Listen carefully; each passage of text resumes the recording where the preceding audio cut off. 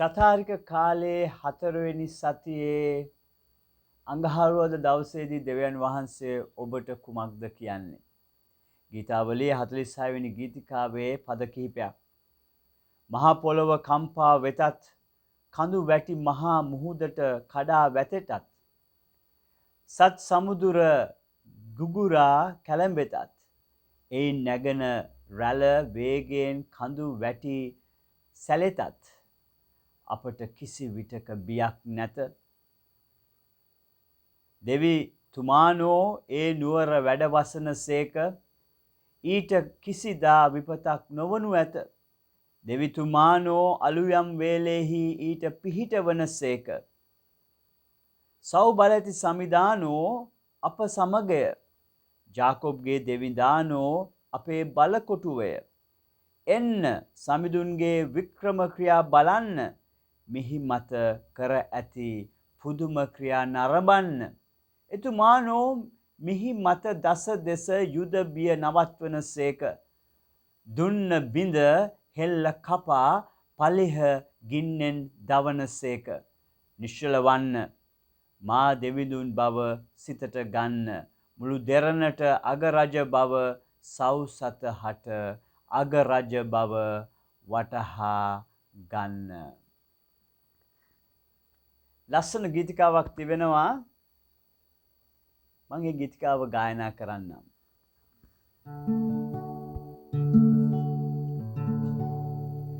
Jesu ate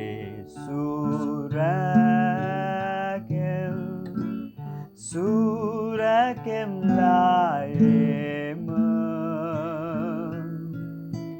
pem sevane mahili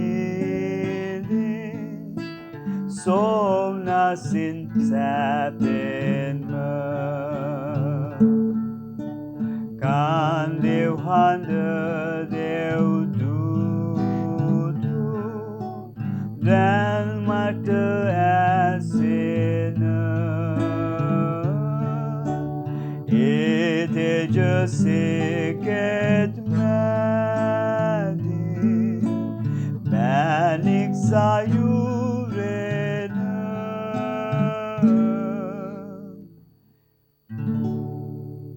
safe in the arms of Jesus, safe on his gentle breast, there by his love shadow, sweetly my soul shall rest.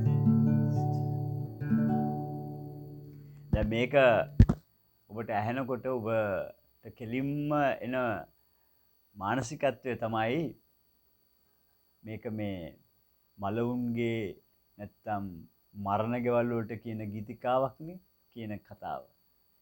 නමුත් safe in the arms, දෙවියන් වහන්සේගේ නැත්නම් ජේසු අතේ සුරැකෙනවා කියලා කියනකොට මේක මේ මැරෙන්න ඕනේ නැහැ, සුරැකෙන්න. ඒ ආත්මය කවදටත් අපේ විශ්වාසය උන්වහන්සේ ගාවට යන බව, උන්වහන්සේගේ ලයෙහි තුරුළු වී ඉන්න බව. නමුත් මේ චතාරිකයේදී උන්වහන්සේ ඔබට කියන්නේ උන්වහන්සේගේ අතේ සුරැකෙ වෙන්න නම්, උන්වහන්සේගේ අතේ උන්වහන්සේට උවමනා ආකාරයේ බඳුනක් විදිහට නිර්මාණය වෙන්නට අවශ්‍යයි. හරියට කුම්භකාරයෙක් බඳුනක් හදනවා වගේ ලස්සන නිර්මාණයක් කරන්නට උන්වහන්සේගේ අතේ අපි උන්වහන්සේගේ අතට ඉඩ දෙන්නට ඕනේ, අපිව නිර්මාණය කරන්නට. මේ චතාරිකයේදී ඔබගේ ජීවිතයට ඒ ලැබෙන ආරාධනාවට පයින් ගහන්න එපා.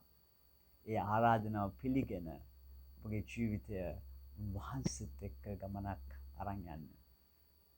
ඔබට ජේසු පිහිටයි.